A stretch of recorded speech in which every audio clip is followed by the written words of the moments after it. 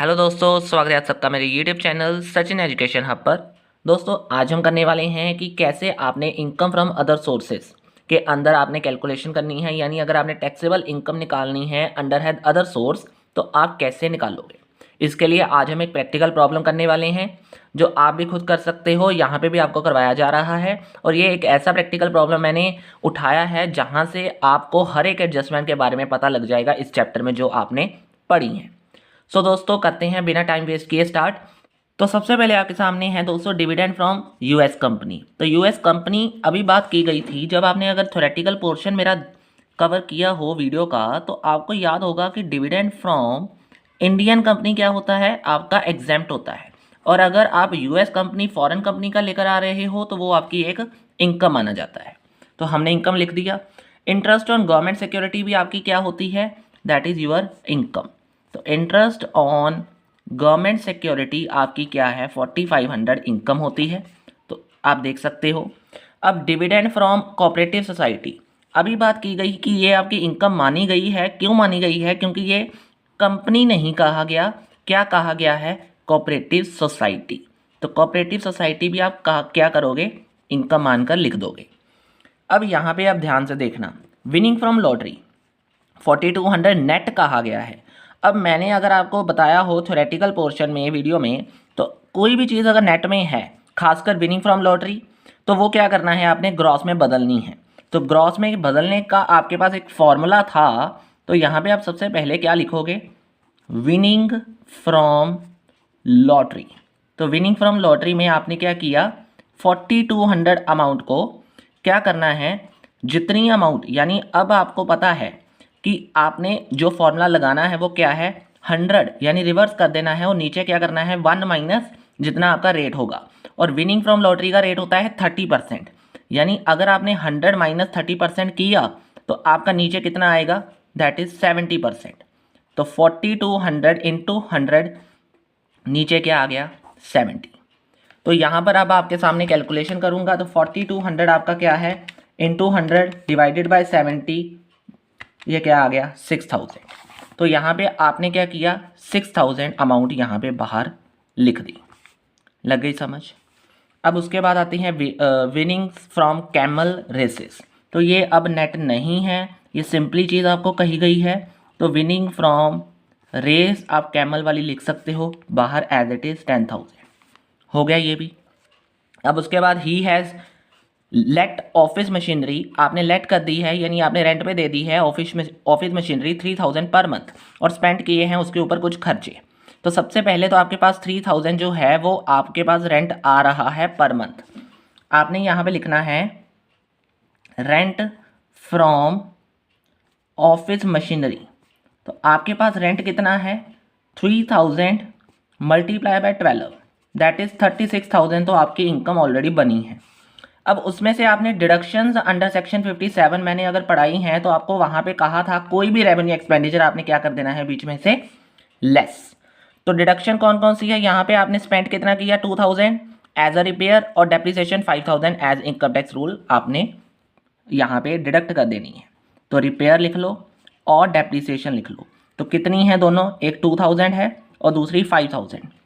तो 7000 आपका यहाँ से क्या कर दोगे, आप निकाल दोगे। तो आपने क्या करना है, 36,000 में से 7,000 क्या कर देना है, 2900 आपका बाद में बच जाएगा लेस करने के बाद। तो ये आपने बाहर लिख देना है। इतना क्लियर हो गया। अब उसके बाद आपने क्या करना है, लेट आउट, आपने एक हाउस प्रॉपर्टी की है जिसके साथ फर्नीचर है और 10,000 पर मंथ है, तो उसके भी कुछ खर्चे हैं। तो आपने हाउस प्रॉपर्टी लेट आउट लिखकर क्या किया, सबसे पहले तो 10,000 को 12 के साथ मल्टीप्लाई किया। तो एक साल का जो था आपका वो यहाँ पे आपने एज इट इज़ लिख दिया। अब उसके बाद बात आती है कि हाउस प्रॉपर्टी तो यहाँ पे आपने लिख दिया। अब इसके जो भी खर्चे हैं वो आप डिडक्टेड करोगे। अभी आपको बताया गया कि डिडक्शन अंडर सेक्शन 57 के अंदर आपने क्या करनी है, यहाँ पे एक्सपेंसेस को लेस कर देना है। अब एक्सपेंसेस कितने हैं ये देखो, कलेक्शन सबसे पहले रिपेयर आता है, तो रिपेयर लिख दो आप कितना, 2000। देन उसके बाद collection charges, municipal tax, collection charges आपके पास हैं यहाँ पे 3000, फिर म्यूनसिपल टैक्स हैं आपके पास 7000, और उसके बाद डेप्रिसिएशन इंश्योरेंस प्रीमियम और कैपिटल बोरो, सारे के सारे आपने यहाँ पे क्या कर देने हैं, लेस कर देने हैं और आपकी अमाउंट आपने बाहर लिख देनी है। तो 5000 भी यहाँ पे करूँगा, इंटरेस्ट ऑन बोरोड कैपिटल भी यहाँ पे मैं इंटरेस्ट लिख दूँगा, तो आपके पास 12000 है। तो ये सारी चीज़ें मैं क्या करके ऐड करके बाहर लेस कर दूँगा। तो क्या क्या है आपके पास, 2000 है, 3000 है, 7000 है, 10000 है, 5000 है और 12000 है। तो ये सारी चीज़ें करने के बाद मेरे पास आया 39000, और ये जो 39000 है इसे मैं यहाँ से लेस कर दूंगा 1,20,000 से, तो आपके पास 81,000 क्या आ गया, बाहर आ गया। ठीक है, आप कैलकुलेट साथ साथ कर सकते हो, आपको भी क्लियर होगा। अब उसके बाद आते हैं ही स्टेज इन रेंटेड। एच पार्ट क्या है कि वो रेंटेड हाउस में रह रहा है और पे कर दिया उसने रेंट 8000। अब यहाँ पे पहले आया है।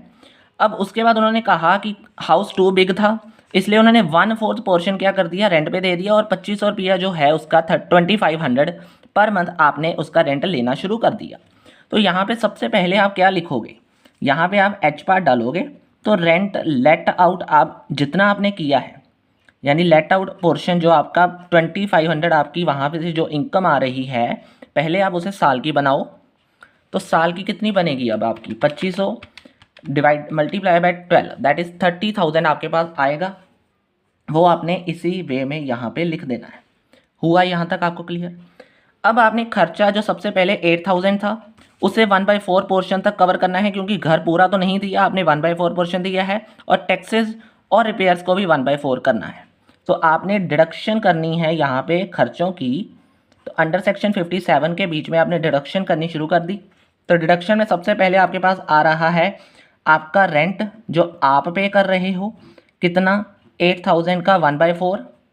उसके बाद आपके पास रिपेयर आई है, रिपेयर है आपके पास 16,000, उसका 1/4। और लास्ट में आपके पास आ रही है म्यूनसिपल टैक्सेस, और वो है आपके पास 10,000, उसका 1/4। तो ये सबका आपने 1/4 कर देना है। तो सबसे पहले 8000 का 1/4 किया तो आपके पास 2000 आएगा, वो आपने बाहर लिख देना है। देन आपके पास 16,000 का 1/4 किया तो 4000 आ जाएगा। देन आपके पास 10,000 का आपने क्या किया, 4 से डिवाइड किया तो 2500 आपका यहाँ पे आया। तो ये सारी चीज़ें आपने आपस में किससे माइनस कर दी, 30,000 से। तो 30,000 से आपने 2000 लेस कर दिया, 4000 लेस कर दिया और 2500 लेस कर दिया। तो 21,500 आपके पास बाहर रेंट जो आपकी इनकम बनकर आया है वो आपने लिख दिया। थोड़ी रुको, अब यहाँ पे एक ब्रेक लगानी है आपने। वो क्या करना है कि अब यहाँ पे मैंने ये लिख दिया, ये देखा नहीं था कि ये भी पर मंथ है। तो आपने सबसे पहले इसे 12 के साथ मल्टीप्लाई करना है। तो 12 के साथ मल्टीप्लाई करोगे तो 96,000 का आपने 1/4 करना है। तो 24,000 आएगा यहाँ पे।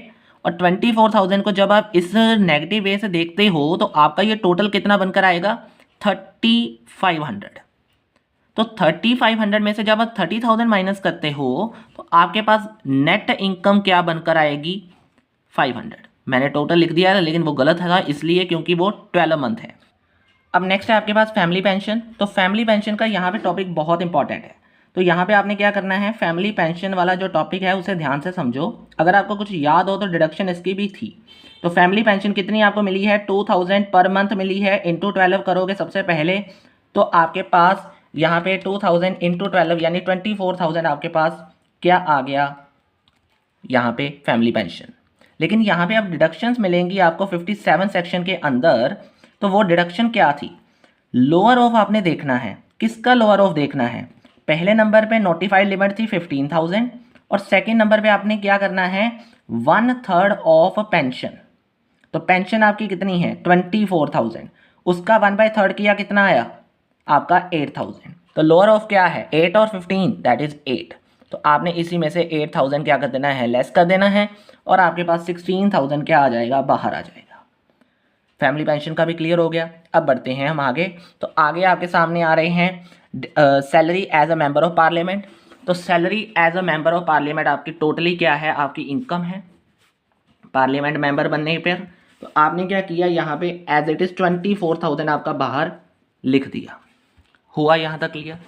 अब मैं साथ साथ में आपको और बताता हूँ क्या करना है, अब ये चीज़ बहुत इंपॉर्टेंट है, जो डेली अलाउंस मैं यहाँ पे लिखूंगा ना, इस चीज़ को ध्यान से समझो, डेली अलाउंस को ध्यान से समझो। क्या याद आ रहा है सैलरी में से आपने क्या किया था, डेली अलाउंस की आपको एडजस्टमेंट मिलती ही करते थे, तो डेली अलाउंस आपका पूरा का पूरा एग्जाम्प्ट होगा जितना आपने खर्चा किया। लेकिन अब अंडर सेक्शन 10 में आपकी बहुत सारी क्या आती हैं आपको, दैट इज ये अंडर सेक्शन 17 के अंदर आता है, 10-17 के अंदर। तो ये आपको क्या है, 16,000 जितना डेली अलाउंस है ना, उसमें से आपने क्या करनी है, एग्जाम्पशन माइनस करनी होती है, और टोटली आपका जितना खर्चा हो गया वो सारा का सारा क्या होता है, एग्जाम्प्ट। तो आपने क्या किया, यही चीज़ की यहाँ पे। आपको अंडर सेक्शन 10 की कोई भी लिस्ट चाहिए कि क्या क्या इसमें एग्जाम्प्ट होता है, तो आपको नीचे डिस्क्रिप्शन में लिंक मिल जाएगी सेपरेट, टेलीग्राम चैनल के लिए वो है, और वहाँ पे आपको लिस्ट भी मिल जाएगी, तो आप वहाँ से ले सकते हो इसके अंडर जो भी आपकी डिडक्शंस होगी उसकी लिस्ट। अब उसके बाद बात करते हैं दोस्तों, नेक्स्ट आता है income from agriculture in land in Pakistan और इन इंडिया। जो तो इंडिया वाली है वो तो एग्जाम्प्ट हो जाएगी, अंडर सेक्शन 10 कहता है कि ये एग्जाम्प्ट मानी जाएगी, और पाकिस्तान वाली हम ले लेंगे। तो पाकिस्तान वाली लैंड को हमने क्या किया है, सबसे पहले एग्रीकल्चर लैंड यहाँ पे लिख लो आप ब्रैकेट में, तो इसे हमने क्या किया, जितनी भी थी 10,000 वो आपने एज इट इज़ लिख ली। लेकिन इंडिया वाली लैंड में आपने क्या किया है, जो आपका 5,000 था एग्रीकल्चर का, वहाँ पे ही आपने उसे नील कर दिया। क्यों नील कर दिया, क्योंकि आपकी exemption under section 10 sub section 1 के अंदर ये क्या है, आपको एग्जाम्पशन मिलती है। हो गया ये भी क्लियर। अब आपको वो एग्जाम्पशन लिस्ट मिल जाएगी, उसकी चिंता मत करो। अब interest on post office bank, अब यहाँ पे आपने फिर से देखना है इंटरेस्ट ऑन पीओ बैंक। अब पोस्ट ऑफिस बैंक सेविंग्स के ऊपर आपको क्या मिला है, इंटरेस्ट मिला है। अगर तो इंडिविजुअल है भाई, ये तो इंडिविजुअल है, तो यहाँ पे आपने ध्यान क्या देना है कि 4,000 में जो आपको मिला है, चलो मैं यहाँ पे लिख देता हूँ कि 4,000 था जो आपका, उसमें आपने क्या करनी है, एग्जाम्पशन मिलेगी आपको अंडर सेक्शन 10 सब सेक्शन 15 के अंदर।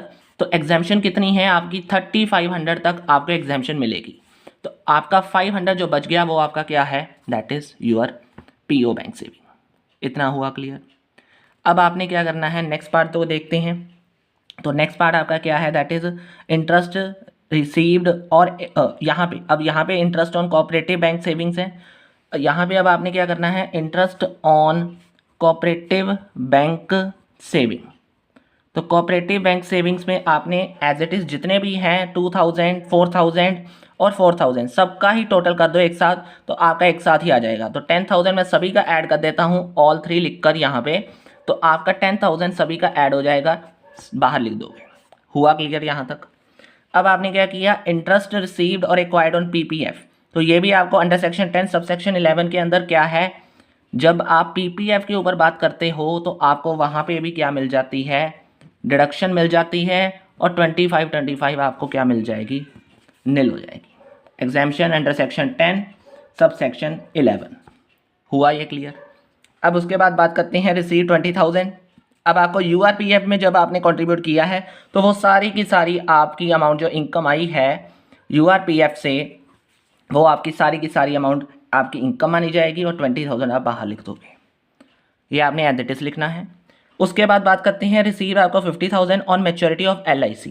तो अब ये भी बात समझो भाई, अब पॉलिसी है ना जो LIC की, वो भी अंडर सेक्शन 10 के अंदर आपकी आती है, और under section 10 sub section 10D के अंदर आपको इसके बीच में क्या मिलती है, एग्जाम्पशन मिलती है, और जितनी भी अमाउंट आपकी बनेगी वो सारी की सारी आपकी क्या होगी, एज अ सेविंग आप उसे डिडक्ट कर दोगे और नील लिख दोगे बाहर।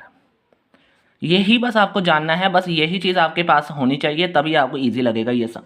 तो ये लिस्ट भी आपको मिल जाएगी, नीचे आपको डिस्क्रिप्शन में लिंक दे दिया गया है, आप वहाँ से ये लिस्ट ले सकते हो। तो अब हम करते हैं कैलकुलेशन, तो आप भी देख लेना। 5,000 देन 4,500 देन आपके पास 1,500 आता है, देन 6,000 आता है, देन आपके पास 10,000 आता है, 10,000 है, देन आपने 81,000 करना है, 29 भी रह गया बीच में तो 29 भी कर लेना है। देन उसके बाद 500 आपने लेस करना है, देन आपके पास 16,000 है तो 16,000 आप लिखोगे, देन 24 और 10,000 यानी 34 सीधे लिख सकते हो आप। देन उसके बाद आपके पास 500 और 10,000 और 20 यानी 35,000 में सीधे 30,000 एंड 500 में लिख सकता हूँ सीधे, मैंने पहले ही ऐड कर दिया इन तीनों को, और 1,40,000। यानी आपने जब 1,40,000 और ऐड किया बीच में तो 3,57,000 आपकी क्या बनकर आई है, that is taxable income from other source. इतना अब हो गया कि कैसे आपने ये कैलकुलेशन की है, कैसे आपने हर चीज़ को आपने देखना है और खासकर अंडर सेक्शन 10 को आपने माइंड में रखना है, उसके बीच में डिडक्शन जो जो आएंगी, और साथ में ये जो पूरी कैलकुलेशन आज हमने की है ये भी आपने माइंड में रखनी है कि कैसे हर एक एडजस्टमेंट को आपने करना है। अब आपको इजी हो जाएगा हर चीज़ को करना। के लिए ये प्रैक्टिकल था दोस्तों। Thank you very much. आपको होप सो वीडियो अच्छी लगी होगी। वीडियो अच्छी लगी है तो लाइक शेयर एंड सब्सक्राइब करना मत भूलना, और अगर कोई प्रॉब्लम आई हो तो नीचे दिए गए कमेंट बॉक्स में कमेंट भी कर देना। Thank you very much.